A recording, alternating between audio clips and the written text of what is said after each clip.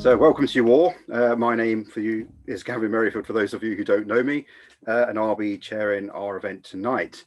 I'm very pleased to say that tonight has been held in partnership with God and the Big Bang, which is a project that looks to take discussions about science and religion to primary and secondary school audiences and beyond. As part of this activity, they have a number of speakers who join them on their different events, and we are very excited tonight to have 3 of those speakers join us. We'll have 2 presentations from 2 of our speakers, and then we'll finish with an interview with the 3rd speaker. So this event is being hosted as a part of a series from the Manchester Science and Philosophy Group, which is the name for the local group of a national organisation called Christians in Science. CIS is an organisation that seeks to explore the relationship between science and Christianity and to provide community and support to those of us who are Christians as well as being scientists. But anyone from any religious faith or none is welcome at our event tonight, and I think everyone does have a place at the table as part of this exciting conversation. So we'll start off with two presentations. The first will be from Kate Ellis-Sawyer, I hope I'm pronouncing that right, who is studying for her PhD in medicinal chemistry at Bristol University, where she is working to identify anti-cancer molecules. After that, we will hear from Rory McBride, who is over in Sheffield University pursuing a PhD in chemistry. After that, we will be linking up long distance to Athens for an interview between Suzanne from God and the Big Bang and Dr. Victor Balbot. Victor has recently completed his PhD in maritime engineering up in Strathclyde University in Scotland. So without further ado, I will hand over to Kate to begin our first presentation. Thank you, Kate. Well, good evening, everybody. It's so lovely that all of you could join us. My name is Kate, and I am both a chemist and a Christian. And this evening, I'll be giving a short presentation entitled Everyday Science and Faith, a Chemist's Perspective. So we're going to start off with a bit about my chemistry journey, and then we'll have a look at how my faith impacts my day-to-day life in a chemistry lab. I originally grew up just outside of Oxford, and I would say that I started on my journey to becoming a chemist when I was able to choose my A-level subjects, because this is the first time in your school life you can choose whether or not you want to do science. And I chose to do maths, chemistry, and biology for the full 2 years of my A-levels. And I had to go at French for just 1 year, getting an AS level. But when I'd completed my A-levels, I had to decide what to do next.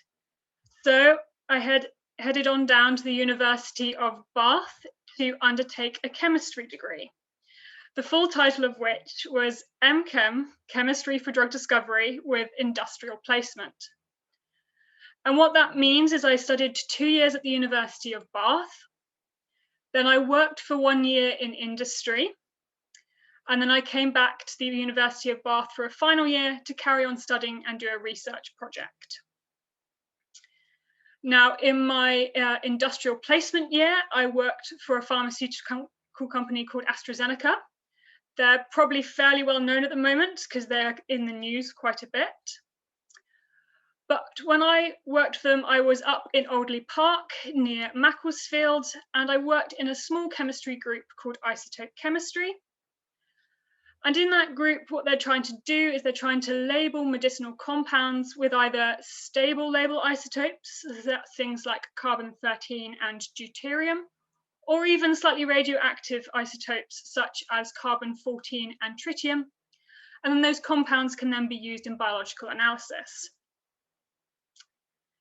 So then, having done my year in industry, for my final year project, I had a go at total synthesis. Now, total synthesis is when chemists try and make compounds that are found in nature that may be medicinally useful. And the reason we want to try and make them using chemical reactions rather than extracting them from nature is that they're often present in very low amounts and are often found in some obscure plant that's in outer Mongolia or in the depths of the ocean. So having finished my undergraduate degree, I then had to figure out what I wanted to do next. And actually that decision took me out of the UK and all the way over to Gothenburg in Sweden, where once again, I worked for AstraZeneca for 2 years, this time on a graduate scheme. Now, I know they're currently known mostly for vaccines, but actually the four main areas, AstraZeneca are actually mostly interested in 3 therapeutic areas. 1, cardiovascular, metabolic, and renal diseases. They lump that into one, CVRM. Second therapeutic area is respiratory, and then finally oncology. And over in Sweden, they mainly focus on that CVRM and the respiratory, and I worked in both of those therapeutic areas. And during those 2 years, I carried out 3 jobs. 2 jobs as a synthetic chemist, 1 as a standard medicinal chemist, and 1 looking at peptide synthesis. And then for my final rotation, I worked as an analytical chemist doing something called NMR, which is a fairly common analytical technique within chemistry. But once again, time marched ever forward, and those 2 years came to an end, and I had to decide what I wanted to do next.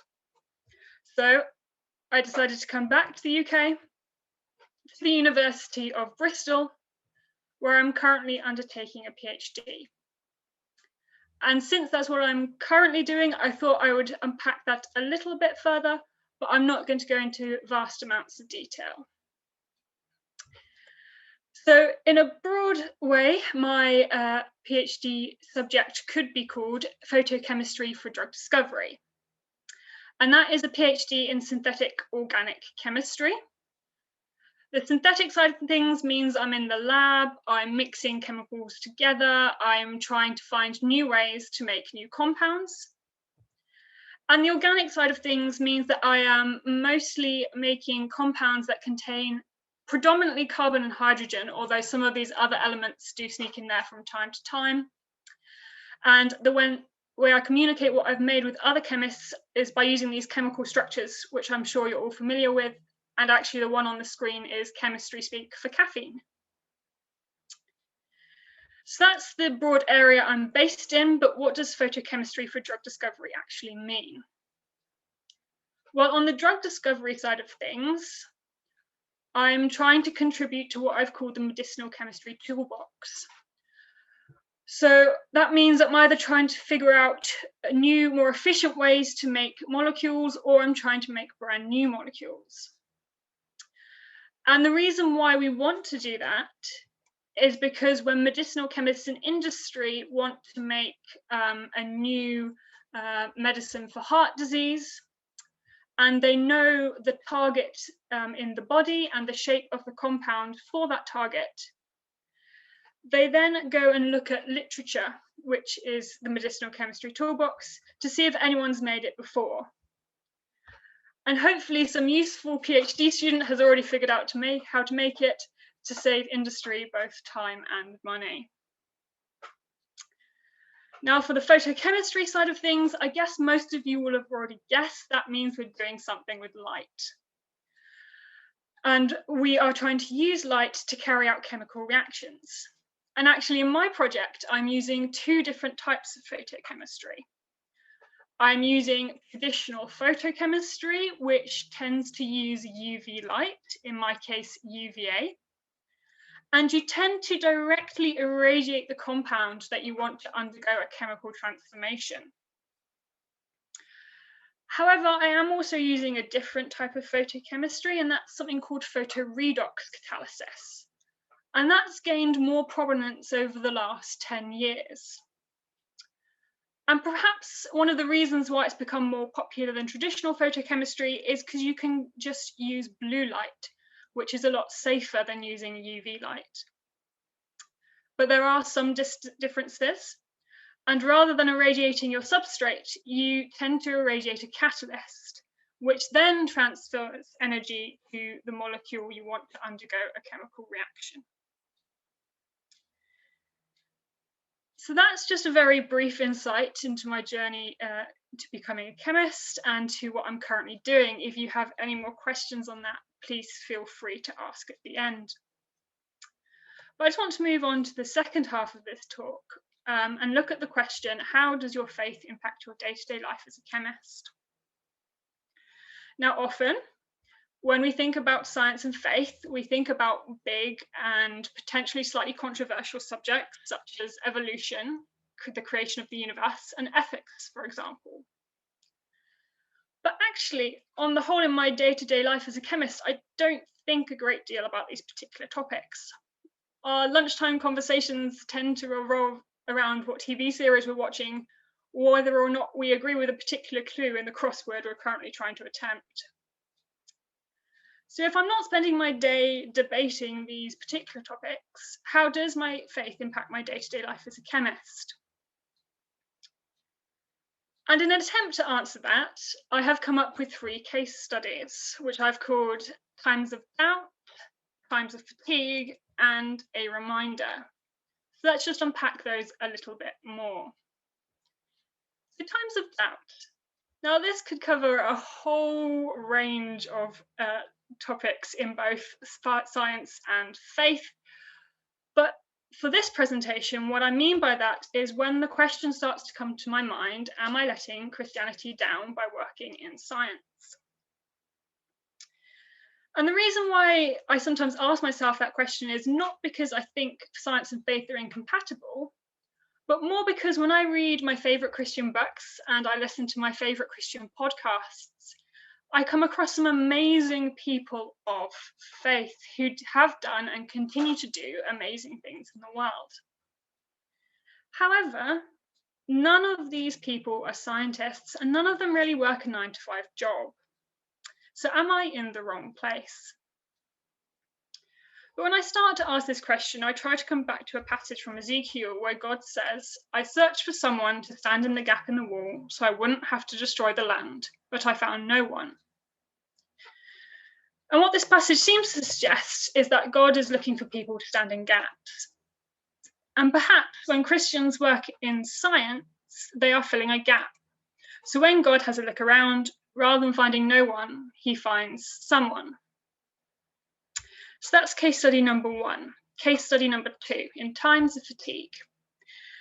Now, during my PhD, I often get quite tired, but I still have things to do.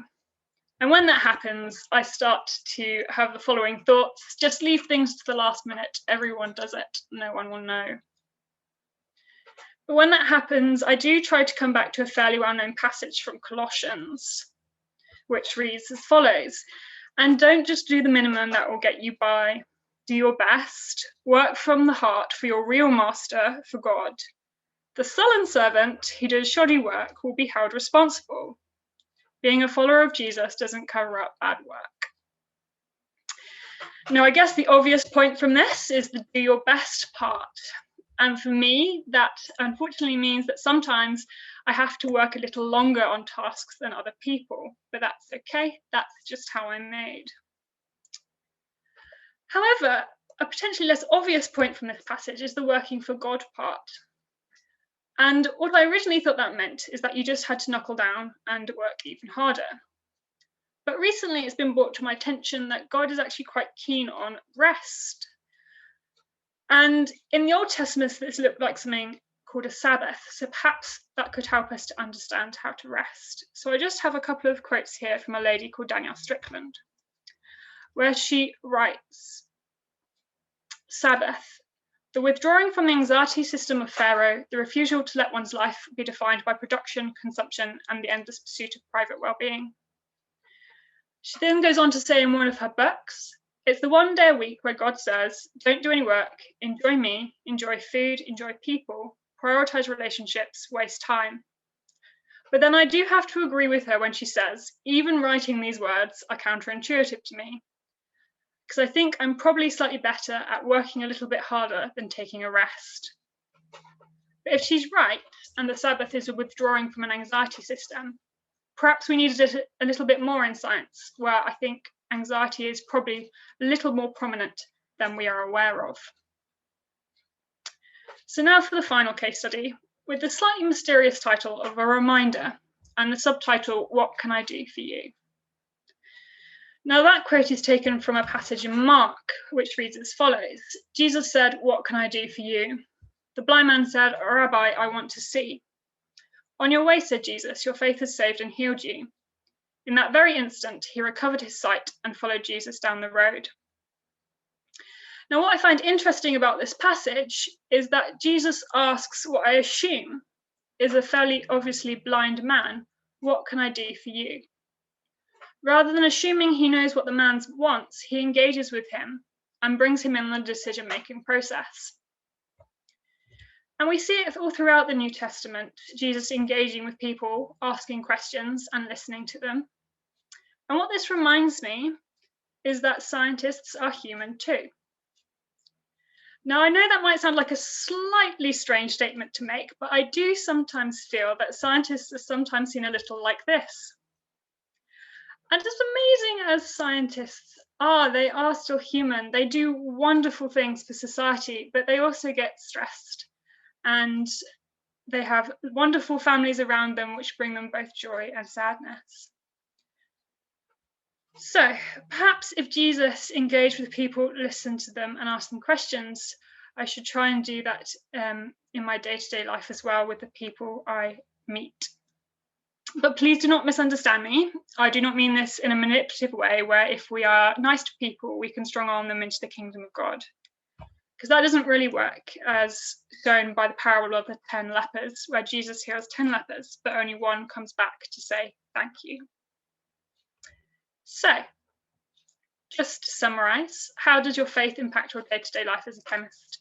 It encourages me in times of doubt, it keeps me going in times of fatigue, and it reminds me that scientists are human too. But much like science, this is all easier in theory than it is in practice. So I just want to leave you with one final encouragement that you are not in this alone. Jesus promises, "I will be with you as you do this, day after day after day, right up to the end of the age." So with that, I'd like to thank you for listening. If you have any questions.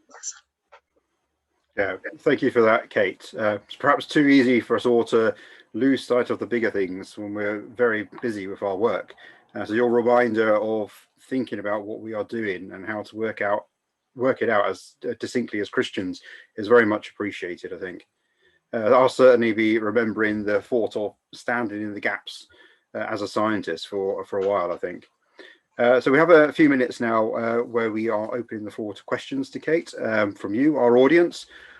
I'll start off with one. Can you describe a time when you have found it difficult to rest? And what did you consciously do about that? Yeah, like most of the time, I guess. Okay, I guess this is twofold. So I guess if I need to get something done, I will put the time into it. So that often means working over weekends and into evenings, especially when there's not much else to do at the moment. However, I did try at the beginning of last year to schedule in what I called a 3-hour Sabbath on a Sunday morning. And that meant I set aside exactly 3 hours to go through bits of scripture I'd found interesting recently and make notes of them and just consciously set aside that time. But I'm still figuring it out because I haven't entirely figured out what rest is. Is it just watching lots of telly? Or is it still actively doing something? So it's still a work in process. And if anyone else has any ideas of how to rest, I would love to hear it. I think I do everything from watching telly to reading a nice theology book, depending on how I'm feeling and how the baby's doing. Yes. So I know that we have a chemist in the audience who might have some technical questions. Peter?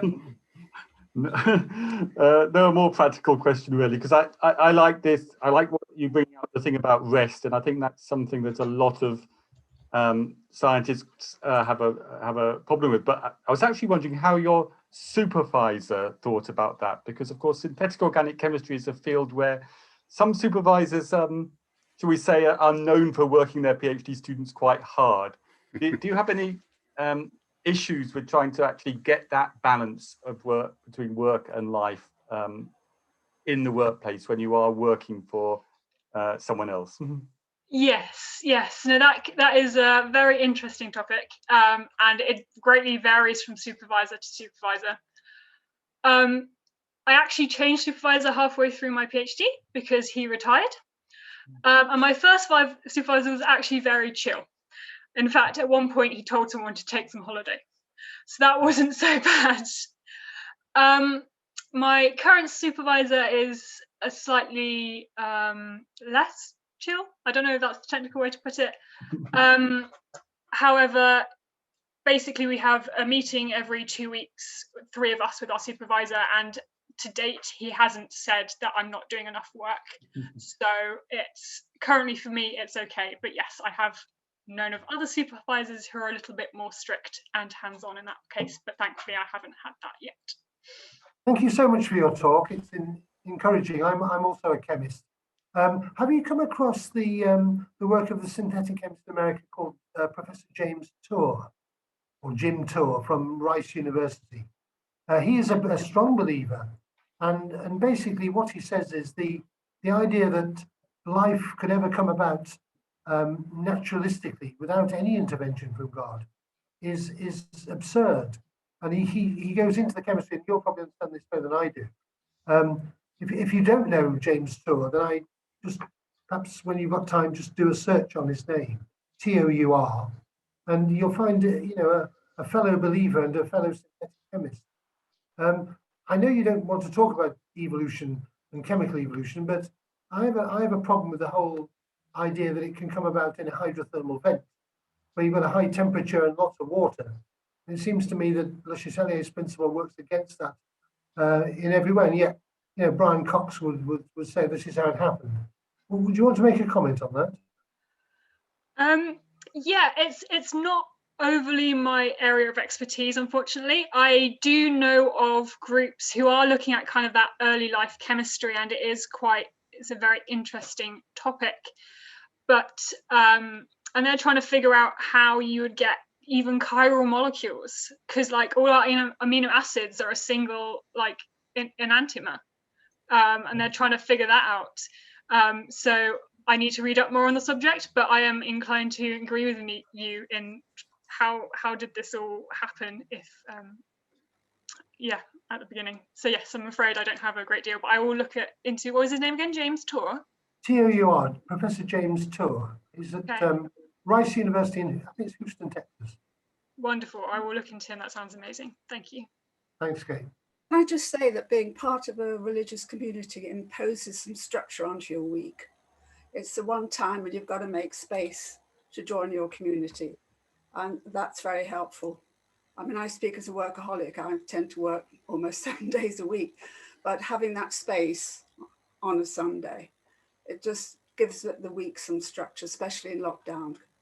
Have you been able to get your church services online? Has it been okay? I haven't been able to go into the lab, but luckily, thanks to Zoom, I have been able to keep in touch with everybody. Nice. Very frustrating. Yes, it is a little. It's nice to see people in 3D, I think. Yes. Okay, thank you very much, Kate. I think we need to now move on to Rory, coming in live to us from Sheffield. Rory, over to you. So good evening. My name's Rory. My presentation today is going to be about whether sort of looking at the compatibility between science and faith, but also kind of talking a little bit here about how I live and share a life of science and faith. So I grew up in Reading, going to a small evangelical church there in the town with my family. I really enjoyed my time at school and the friends I made there, many of whom I do still keep in contact with. Though academically, I did have some success, but my A-level results didn't exactly go as planned. And ultimately, I was very fortunate that despite being on another continent with no phone signal on results day, my parents persisted in finding me some options to study chemistry, and I excitedly decided to go to the University of Sheffield. 6 years on, I'm still here. I'm now currently studying for a PhD in the field of polymer and colloid chemistry. My hobbies include sort of running, particularly out in the Peak District, and playing the piano. However, it's important for me to say that my identity is largely shaped as well by my faith in God. I believe in the Bible and the stories that it tells, and most importantly, the accounts that it contains about the life, the death, and the resurrection of Jesus Christ. It would be possible to think that my experiences growing up and also where I am right now are due sort of entirely due to probability and statistics, and I know that that's not presenting the full picture of everything here, and I know that there's far more than that. It comes across as a surprise to some people that I can trust and I can believe in both God and in science. And in this talk, I shall attempt to answer some of the questions that this may bring up.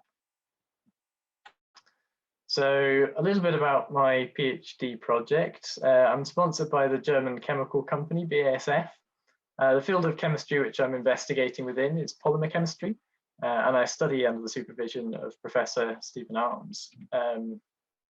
So just to give a little bit of an overview here, as I say, of the actual work that I do, I start with a polymer block, which is a stabilizer, and it's soluble in the solvent that I'm doing my reactions in. And I basically chain extend it with immiscible monomers, with another monomer. The difference here is, and this is the sort of little cartoon image of how I'm growing onto the back of these blue chains with the sort of the red monomer as a sort of second block here. But the difference with my project is that at a critical degree of polymerization, the growing chains are going to become insoluble. So this second monomer that I'm adding on is actually going to cause these chains to effectively disperse out into the reaction, into the solvent. And from that, I'm able to, these are all sort of very small size. They form these sort of micelles. They form these,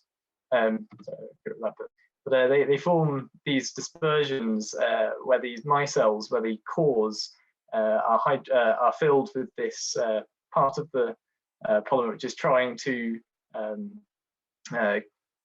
remain internalized and get away from the rest of the solvent.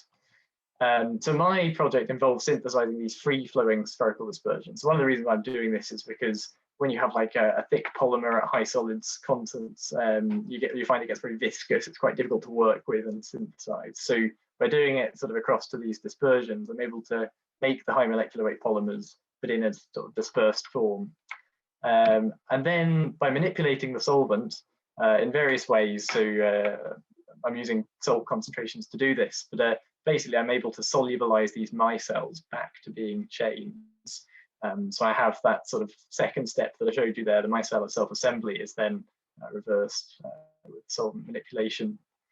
And this provides me with this low viscosity method to synthesize high molecular weight polymers. And that's the sort of the main aim of my project.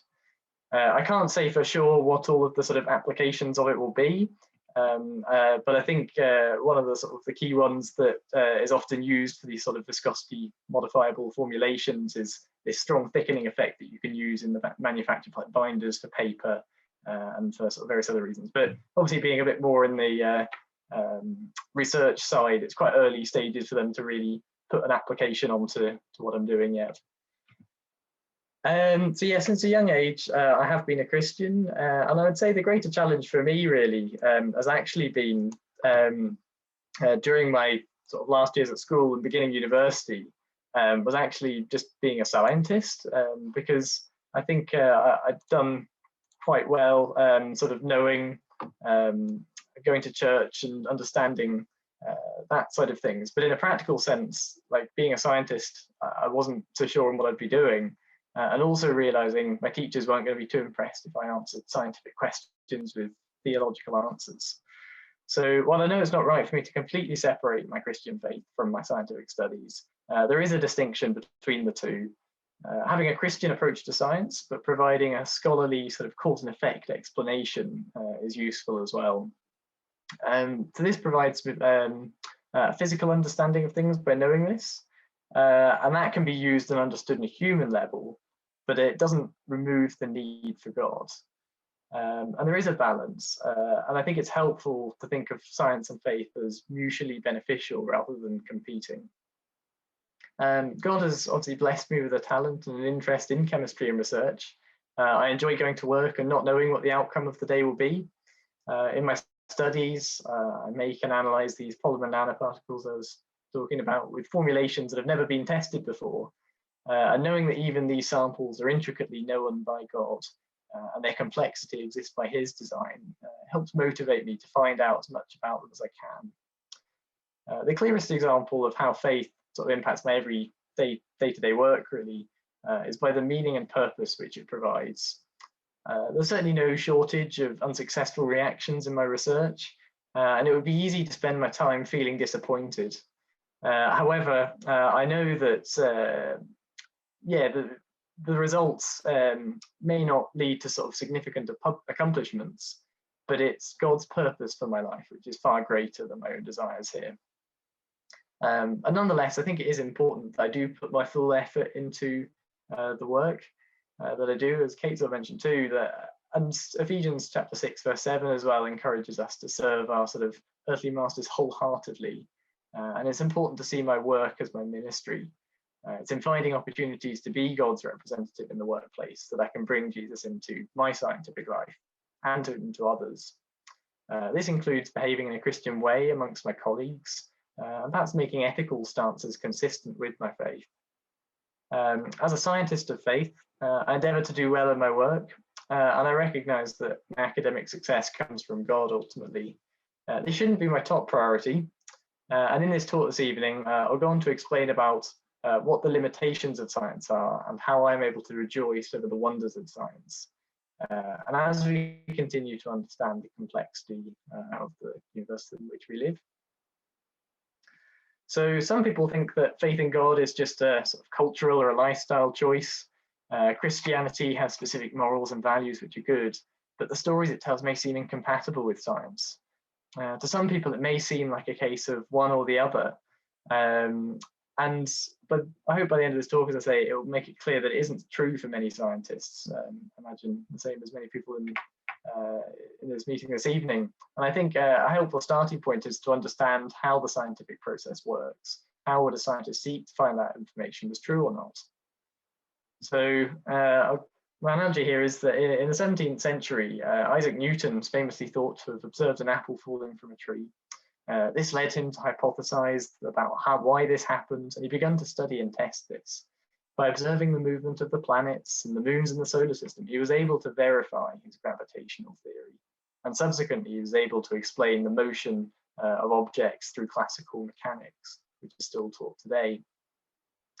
This process of sort of evidence and hypotheses has remained the same over the years. Even scientists today require their predictions about what they observe in the universe to be verified with evidence before they can be regarded as truth. And even then, a new theory could come along and make the older theory redundant or provide a better explanation. So I pose the above question, can knowledge only be derived from rational naturalism? So I'll just say here, rational just means that there's a reason or logic behind the conclusion. And naturalism considers the universe to be governed by only sort of natural forces and laws, those which science is able to deduce. We're able to learn a lot from naturalistic science, which includes all the sort of scientific research done in labs. However, it is helpful to be aware that science doesn't claim to be the only way of obtaining reliable knowledge about the world. And I think it's very overly rationalistic to trust only on the scientific method here. So interestingly, there's a bit of a side point here, but Ecclesiastes chapter 3, verse 11 states, he hath set the world in man's heart. George MacDonald points out that this is not God setting the world in man's understanding, and that the heart, which it has been placed in, must open the door to this understanding. He concludes, we dare to claim for the true childlike humble imagination such an inward oneness with the laws of the universe, that it possesses in itself an insight into the very nature of things. So maybe science isn't alone in our deducing of natural forces and laws. Observations can only go so far in telling us about what the inconceived is.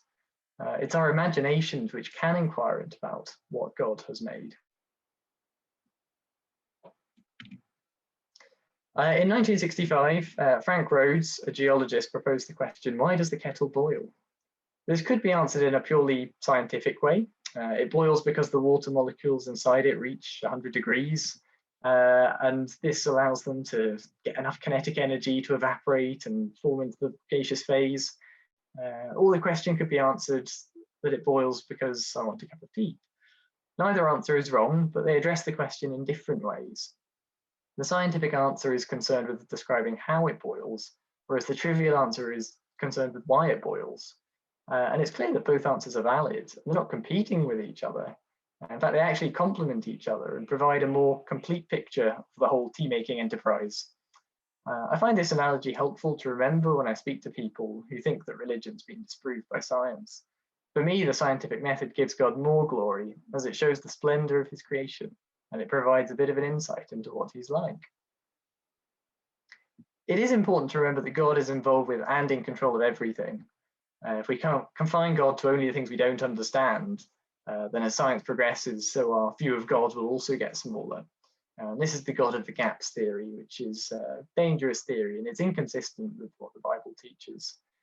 God is just as much involved with the things that we know about as he is with the things that we don't yet know about. So in my work as a chemist, I'm often amazed by the complexity of the behavior exhibited by these macromolecules and nanoparticles that I make. As a scientist, I love to discover new things about them and investigate their behavior. And as a Christian, it makes me appreciate the greatness of God all the more. His amazing creation encompasses everything from these small dispersions in my sample bars to the beautiful planet on which we live. God has provided us with the ability to probe and learn about his creation, but the answers we find are never a surprise to him. Through scientific and technological advances, we've been able to show love and compassion towards other people. For example, by making these life-saving medicines and growing enough food to sustain a world of over 7 billion people. However, it's important to remember that although we may be able to lead healthier lives externally, our earthly bodies remain mortal. The scientific method does not address the emotional and the spiritual needs of humanity. I'm not a Christian because of a lifestyle choice, but because I know we are more than just naturalistic beings. It's only through a spiritual relationship with God that I have the full assurance of who he is and how he's actively working in my life and through my scientific studies. So I'll conclude by saying that I believe I have a calling to do science and I have a devotion to serve the Lord. And I believe that science and faith are compatible.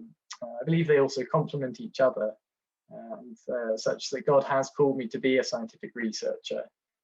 And I am devoted to sort of serving him in other aspects of my life, as well as in my scientific life.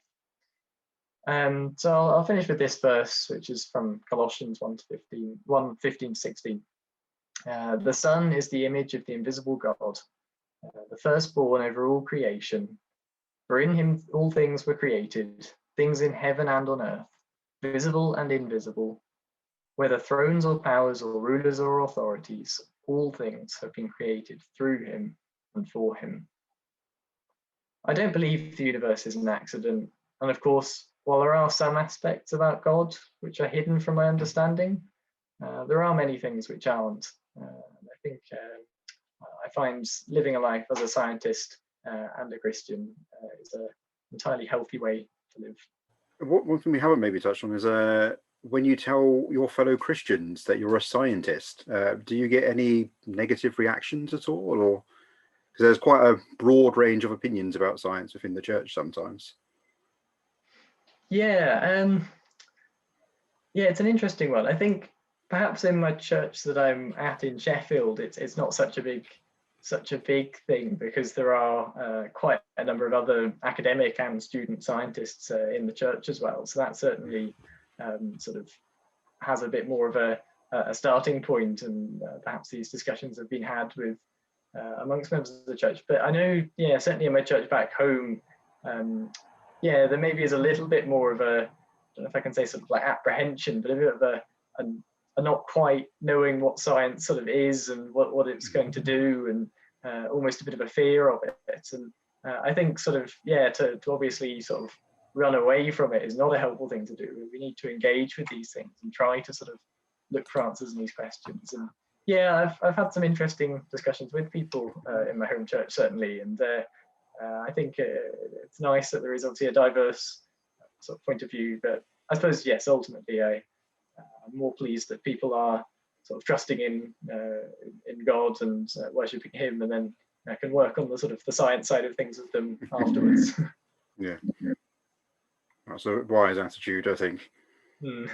I have to say something because I am a polymer chemist, and I know Steve Arms. He has called me in to examine his PhD students before, so I shan't ask you any technical questions in case I appear as your external examiner one day. Right. But you talked about science not being the only way to achieve knowledge and the rationality of science. I was wondering if you would like to expand a little bit more on the sorts of questions that science cannot answer. So I suppose like part of this distinction I suppose I tried to make was in this sort of say the sort of naturalistic, like the physical side of things, but then also in like a more spiritual side of things. So I think there's certainly that side of things which is quite different, quite separate, quite perhaps not investigatable in the same way. And yeah, I think one of the points I made was that obviously science doesn't claim to be the only authority on understanding of the universe. So yeah, I think that there's certainly questions, and particularly sort of like personal ones, and sort of understanding things from a perspective of this sort of relationship that we can have with God. And I think that's something which I have evidence for it. I have the sort of the Bible. I have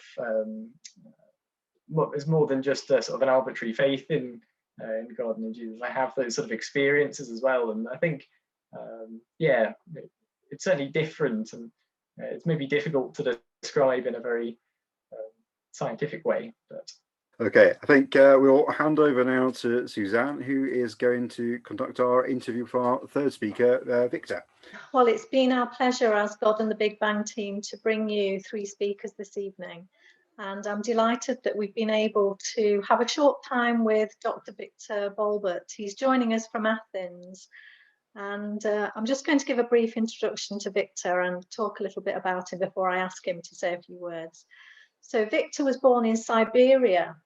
He moved to Athens when he was 11 years old. He became fascinated by naval engineering by the time he was 18. And when he was 25, he moved to Strathclyde to the university to do his PhD. And he's recently completed that, and he's now doing a postdoc in marine engineering. So Victor is actually working on the cutting edge of marine safety systems. He's designing autonomous ships, and he's going to give us an idea of his passion that he has for those autonomous ships and the challenges that he faces. And he's going to give us an idea of his work on designing those ships and when they will be in service and where. Victor, I'm delighted to introduce you. Well, the autonomous ships are the cutting edge technology nowadays in the maritime industry.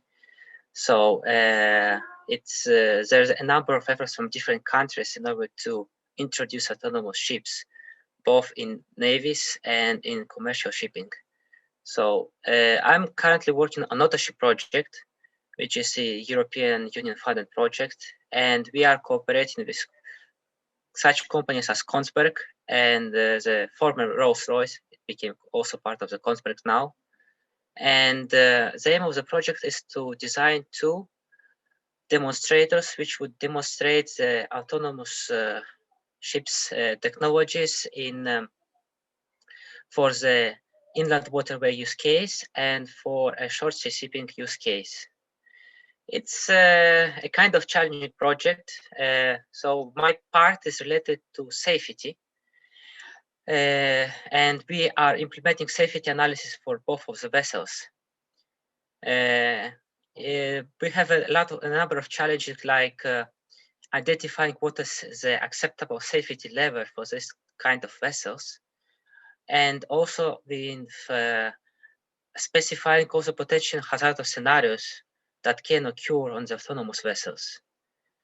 A special challenge comes also with the collision avoidance systems on autonomous ships. So, and it is very difficult to determine how many test case scenarios we should specify and test the collision avoidance in order to ensure that actually the ship will be safe and will not be and won't collide with any object on its path.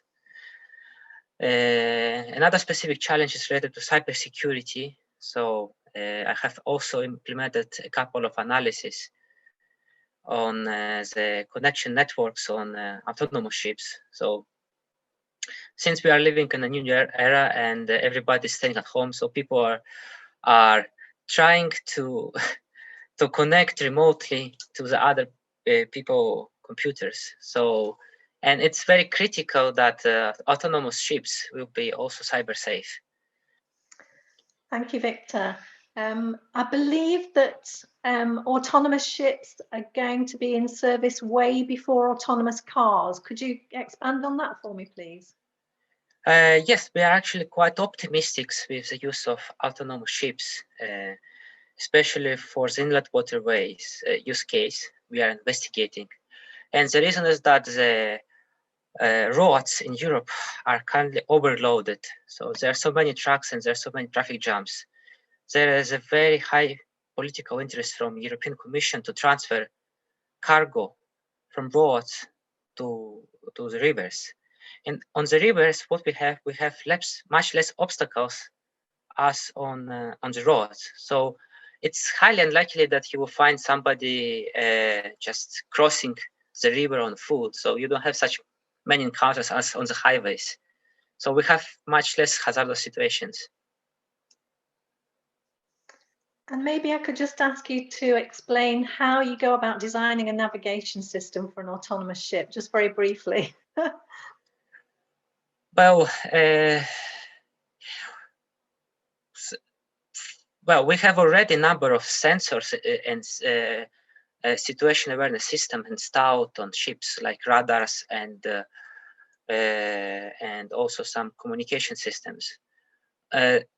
On ships, we will install also some additional cameras, lidar sensors, and maybe also infrared cameras. And the information from cameras and from radars will be integrated, cross-checked, and will be used for decision making. But decision making is also a tricky part as well. So just today I have been crunching on the specific problem. How many actually test cases should I make and test so that the system will be considered as safe? So the situation coverage is a very huge challenge in this particular situation. Thank you, Victor. I don't need to remind you, Victor's speaking in his third or fourth language. So it's really wonderful to hear you speaking, Victor, from Athens. And I'm sure there'll be a couple of questions coming your way. We've got a few minutes left. I'll hand back to Gavin. With transferring cargo from ocean, as it were, to, well, off the road, sorry, onto river, that will probably have huge environmental consequences. Is it much more efficient to send this cargo by river as well, in terms of energy? Yes, actually, ships are the most environmentally friendly mode of transport. So if you estimate the CO2 emissions transferred, the CO2 emissions generated by a ton of cargo, you will see that ships are much better than cars and even much better than airplanes. Yeah, so that sounds like a thing we should be doing roundabout now. There's a question from Gordon. Yeah, hello. I know quite a lot about seafaring and sailing in particular, but also some about motorized vessels. I wonder how you deal with momentum and the slow. How are you able to sense what's going to happen ahead of time. For instance, the rights of way and so on for an automated ship must be mind-bogglingly difficult to work out, let alone program. Well, that's exactly the problem we are trying to solve. So it's called Johari window. So it's how we will manage to track this unknown unknowns, and we will just put all the knowledge just in this in the book of known knowns. We are using different types of methods for this particular purpose. So we use checklists. Sometimes we use surveys. So we are making questionnaires and asking practitioners and getting their experience through this way. So we are using also some models, but yeah, there will always something what we call as residual risk. So there will be some kind of scenarios which you will not be able to identify. Unfortunately, that's the case. Yeah, thank you, Victor. I think you'll agree with me that they've done a superb job here tonight, and we'll look forward to hearing from them more in the future as well. So next month, our next meeting will be on the 1st of March, and we will be welcoming Mark Harris as our speaker. Mark is Professor of Natural Science and Theology at the University of Edinburgh, and he will be joining us to discuss all things quantum mechanical and theological. So he was originally a quantum physicist, but now works as a theologian, while also directing a rapidly growing academic group around science and religion at the School of Divinity in Edinburgh. So I think this one will be definitely not one to miss. Of that, you can be certain, or can you? So, and also don't forget, we will be hosting the next Christians in Science Northern Conference in May on the 7th to the 8th. That will be online as well.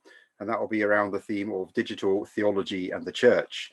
Please continue to check out our Eventbrite page for listings of our upcoming events. And you can find tonight's video as well as all our past videos on our YouTube channel as well. One final piece of local group news is that our secretary, Alma, has recently stepped aside. I think we have all hugely valued her commitment and efforts to this group over the years. So on behalf of the group, I would like to extend our very sincere thanks to her for all her work that she has done over the years. I will be temporarily taking on Alma's secretary duties for the immediate future, but if you're interested in perhaps joining our local group committee, or maybe even as a more permanent secretary, then please do send us a message as well, as we're looking to grow the group that organises these events. You can find our contact email on the Manchester pages of the CIS website. So that concludes our evening for today. Thank you for joining us. Keep safe until next month, where we'll be entering the quantum realm together. So thank you for joining us.